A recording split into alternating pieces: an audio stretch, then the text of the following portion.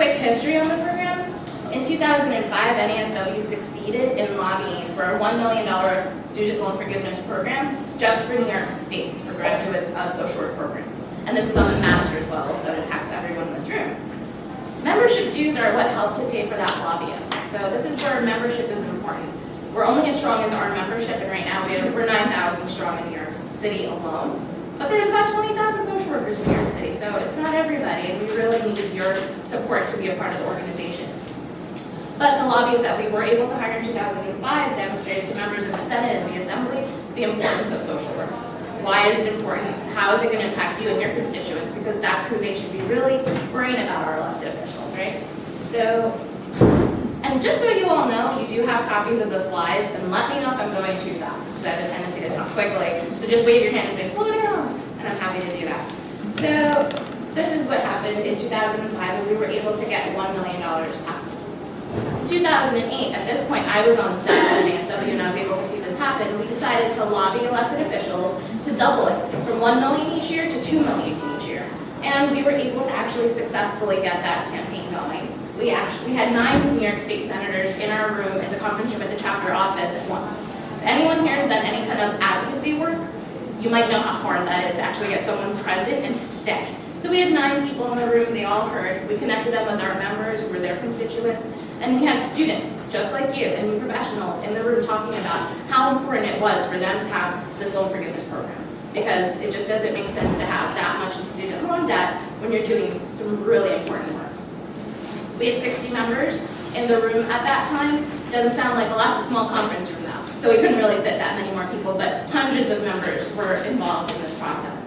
And we convinced them. So the bill authorizing the money got passed in 2008. The bad news is the recession hit, so that didn't get passed into the budget. But since then, we've had $1 million each year in the budget, and that's secured till 2016. So part of what NASW does with our lobbying efforts is making sure that the governor keeps this in their budget. Every year, we make sure we're on top of it, and that he doesn't take away funding, because this would probably be one of the first things they cut when they're looking at the deficit reduction. So we're going to talk a little bit more about program eligibility, and we're going to talk about what critical human service areas are. So in order to be eligible, you need to be a legal resident in New York State, a citizen or an eligible non-citizen. You need to have your LMSW, and you need to have an outstanding balance of an eligible student loan. And I'll get into what that means later. And you need to have 1 year post-licensed experience full-time. So that means that you all could not apply for this as soon as you graduate, but as long as you get your license as soon as you graduate, work in the right area, work in the right place, and I'll explain that in the next couple of slides, you're going to be eligible. So what's an eligible student loan? It's basically any New York State or federal governmental loans or private loans. It just doesn't include the Parent Plus loans, any other loans that might have been canceled with another program, or private loans that are given by family or friends, or any credit card debt you might have, because some people do pay for our costs through credit cards if possible. So that does not count.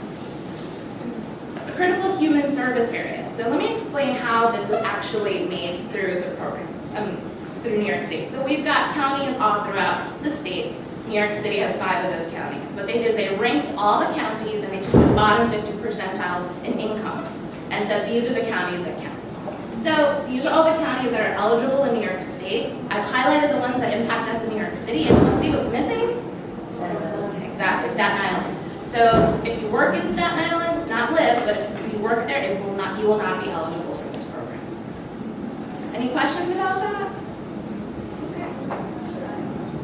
So far we've had a little over $7 million passed since 2005. And that means that you get up to, if you get this program, you get up to $26,000 of your loan forgiven. And that's over a 4-year period of $6,500 a year. And this is not administered through NASW. We lobbied for it, we advocated for it, but we don't give out the money. It's actually done through the Higher Education Services Corporation. And up to 140 social workers get this every year. And you're selected by a lottery. So it's not guaranteed. I know.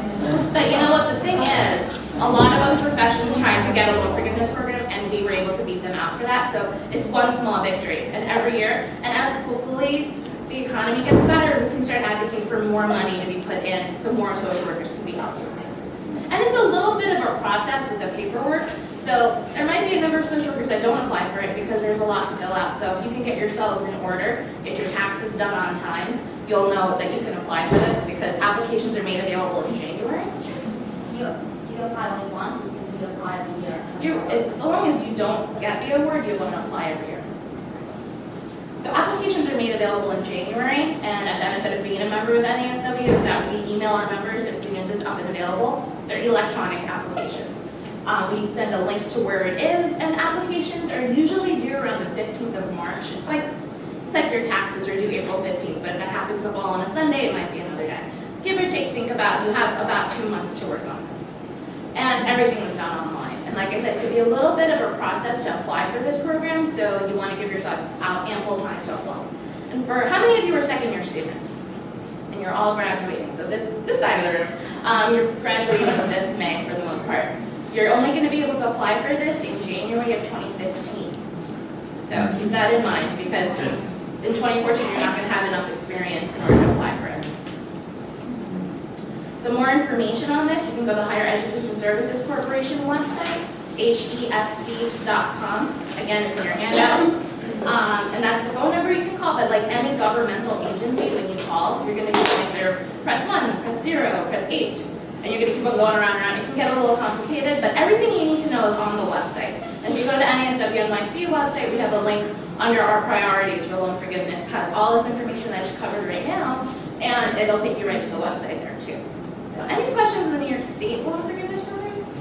How long do you have to have been in New York State resident? I would say at least a year, because at that point, you'll have worked here for a year. So. Is this loan forgiveness only for New York State? This specific program is only for New York State. So I know New Jersey had a program at one point, but then they didn't continue to fund it with the recession hitting, but we were able to keep that in New York State. I'm not aware of other states, but NASW chapters are in every state, and you can always contact them as an NASW member and ask them questions about loan forgiveness opportunities in that state. So I'll hand over here. No more?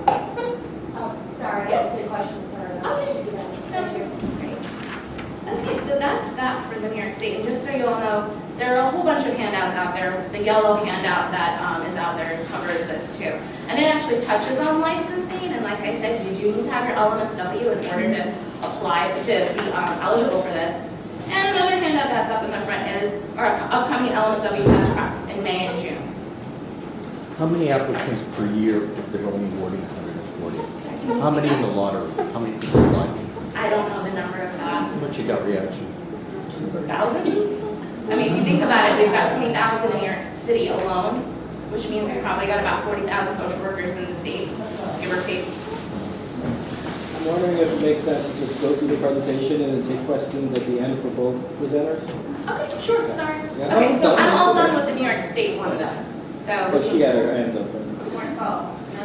patient. All right, so now we're going to talk about the Public Service Loan Forgiveness Program. I printed out a handout that I actually got off of the student aid website. It's this one. Double page, tiny font. There's a lot you need to know. It's a lot more complicated than the New York State one.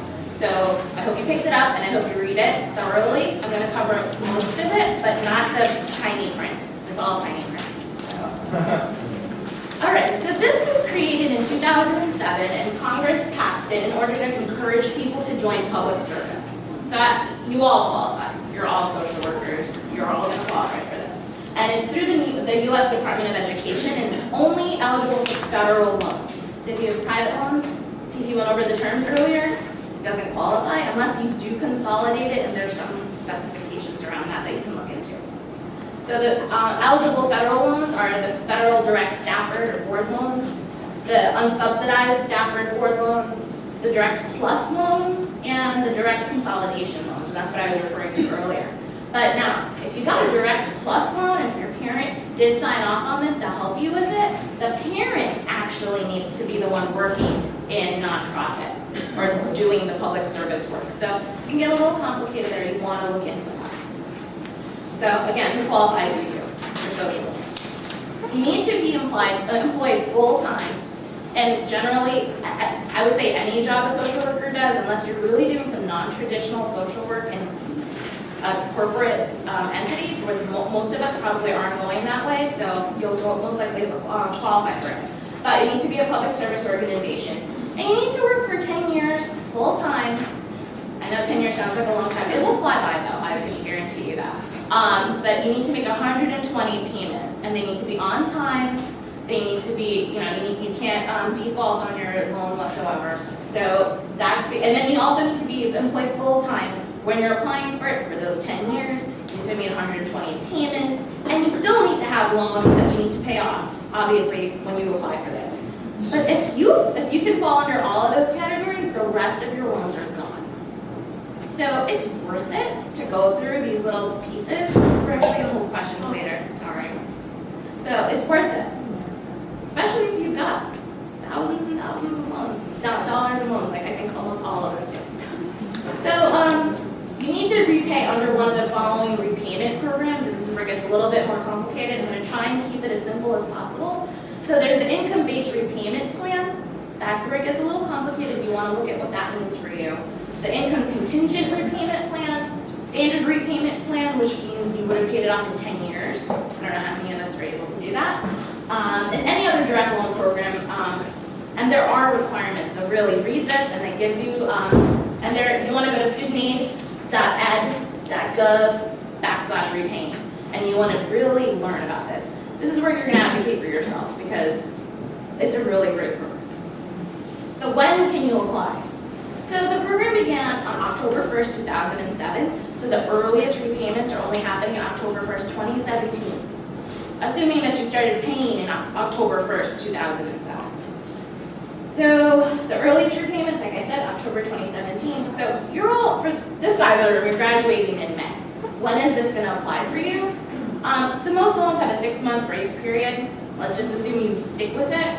And you're likely going to start the payment in November of 2013. So you're looking at November 2023 for all of your loans to be completely forgiven. Think about it that way. It's actually a really good program.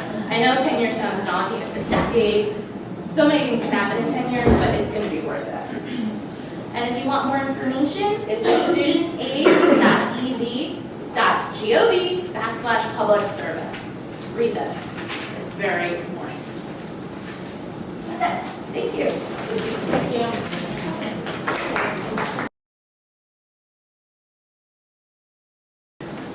This is a repayment option for the federal student loans. It has been available since 2009. It can help we are the borrowers. So it can help us keep your loan payments affordable. Your payment caps based on your income and your family size. So for most of us, this payment plan will be less than 10% of our income, and it'll be even smaller for local earners. So who can apply? This is available to all student loan borrowers with federal loans who have high debt relative to their income. So it's us. We're taking out a lot of loans. School is really expensive. So as long as you have loans, you're eligible for this program. It's a sliding scale, so based on how much you make, that is going to determine how much you pay each month. For this program, this does not apply to loans made by your parents. And it's not, private loans are also not covered under this program. So what it does, like I said, it's a sliding scale to set affordable payment level for your federal student loans, and payments are capped at about 15% of your discretionary income. So in order to understand discretionary income, I'm going to try and explain disposable income. So disposable income is the amount of money left after you pay taxes. And so your discretionary income is going to be disposable income minus all the payments you make each month that are necessary to meet current bills such as rent, food, utilities, and things like that. So if you take a look at the chart on the right, which is really small, but it kind of shows what I'm talking about in terms of the family size and your annual income. So for example, if you look at a family size of 2 and an income of $40,000, your monthly payment under the IDR will be $227 per month, which is 6.3% of discretionary income for that level. And under this plan, the IDR will also forgive any remaining debt after 25 years. So again, you have to pay on time each month. You can't defer payments. And 25 years to me sounds like a long time, but considering how many loans I have, I mean, it's not that bad. Eligibility. So you have to have enough debt relative to your income to qualify. So we went over that. And there's a tool, it's a really nifty tool, that's available on the site, which you can see if you're eligible. So if you want to take a look here, go to the website, play around with it a little bit to determine what your payments will be. So how to apply? You're going to apply through individual lenders.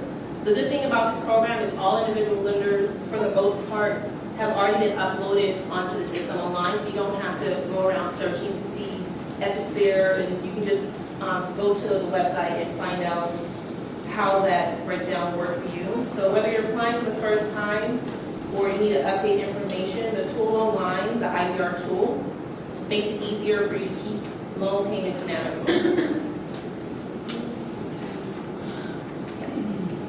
So you fill up, it's called the IRS data retrieval tool out online, and you review and sign everything electronically. It's a modified version of the one we went over, the IDR. The difference between the two is the payment cap. The payment cap for this one is 10%. And also the difference is this one forgives any remaining debt after 20 years instead of 25 years.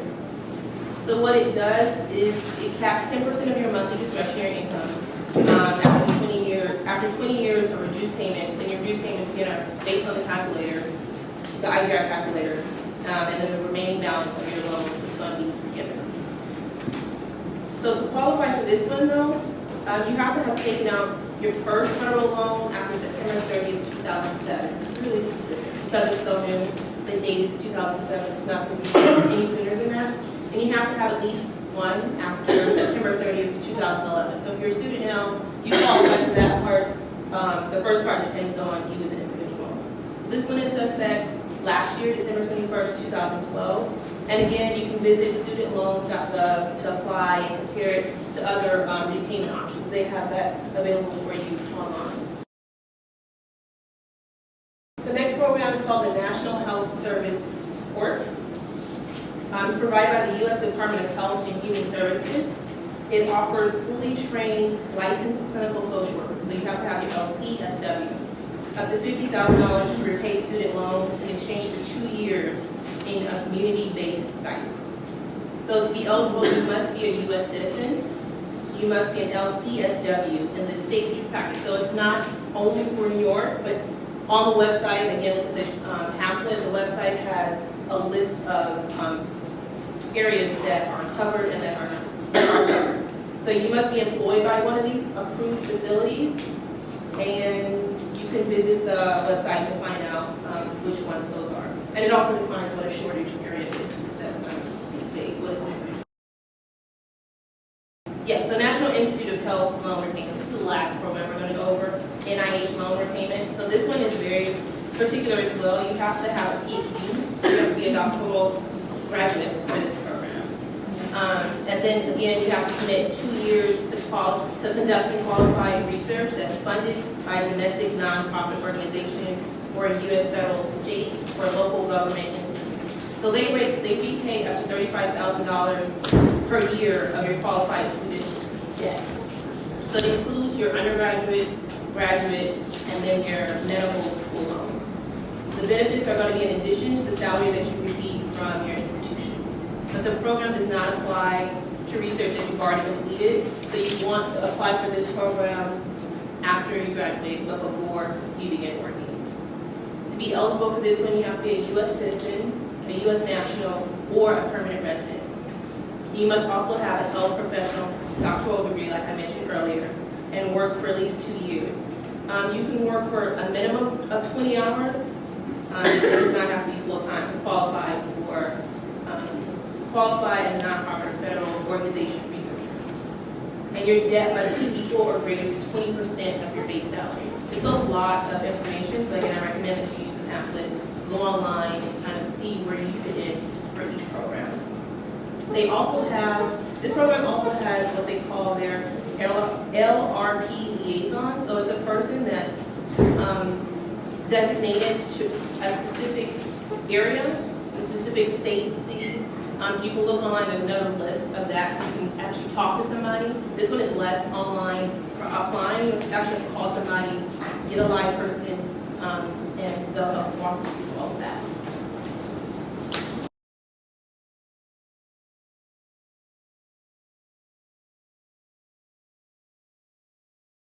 The answer would be yes, because they're separate, and yeah, the answer would be yes on that. So yes, you can, I would say yes, and also you're gonna have to, if you do end up getting any of them, you need to claim them, so that they know that you're getting paid elsewhere too.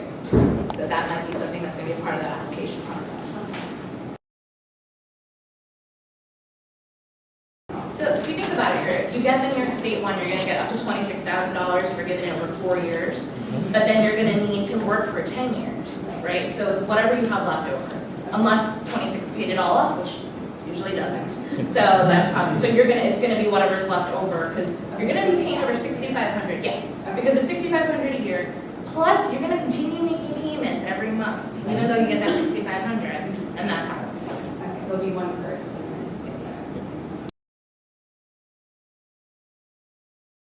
Oh, it's already paid off? Yeah.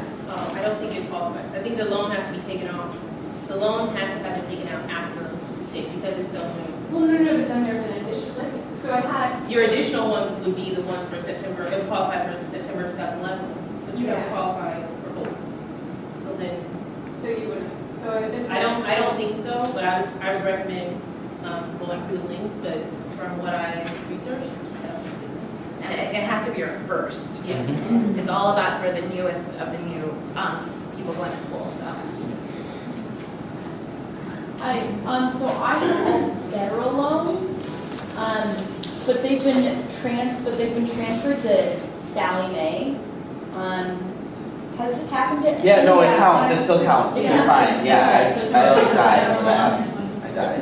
Okay, thank you. That'll be- Thanks, Brandon. They're all loans, but they're serviced by some But they're- entity. okay, It but could be that's- Citibank, it could be Sally Mae. Okay, But if you apply them through the federal process, It's they're still- federal loans. so it would still count for all the. Yes, yes. Okay, great, thank you. I'm so concerned. Well, right now, it's part of what NASW decides to put on their, like, if they're gonna work on that in their priorities, it's really set by the board of directors. So if the board decides that they want to do that, we tried it a few years ago, and we saw that it just wasn't working with what was going on with the economy. So I would assume that that's something that NASW might be able to take up in another couple of years, but as a member of NASW, that's how you can get involved. So I would say that it's probably not on our agenda for the next couple of years. We need the economy to pick back up, and then we can actually do that and be successful in our lobbying efforts. Thank you. Very good question to ask. It's my real, I'm just going to share. NASW lost a lot of members with the economy crashing. And I was actually put back to part-time. So this impacts me too. And I have to look into that. As I'm looking into this, because TT asked me to look into it, I never really looked into the public service loan forgiveness work before that. And I went, oh boy, does this impact me? Does that mean the last 4 years of work don't count? So I think that's something you need to look into and give them a call and find out what would happen. Because I would continue making my payments, but Are they I don't- accepting that? I don't, what do you mean are they Well, if accepting? you're making the payments and they're accepting that. Well, I didn't look to see into this program yet for Oh, myself okay. personally, but I think there might be a stipulation that they're looking into that you need to work full-time. And even though there might be programs that get cut and that impacts you, that's something you need to call them and find out. That's a good question. I would assume, because if you're looking at the family size and then your family income, I think that's, because what if, I'm just gonna throw it out there, what if you're married to an investment banker and they're making hundreds of thousands of dollars a year and you're a social worker making 40? That's not the same thing for your entire family. If you have a family of 4, you're looking at a 6-figure income coming in for the family. So I think it would be combined. But it's something to look into. But then you're going to be, well, yeah, okay. Right. But I think it's what they're looking at is this program was put in place for people with the high debt, low income. So Sorry, one minute.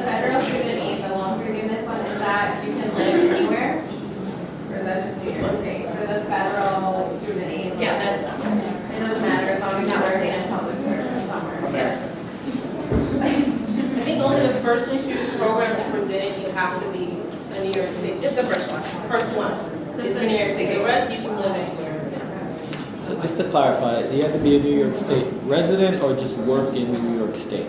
For the New York State loan forgiveness Yeah. one, you need to be a resident of New York. And work. And work. Okay.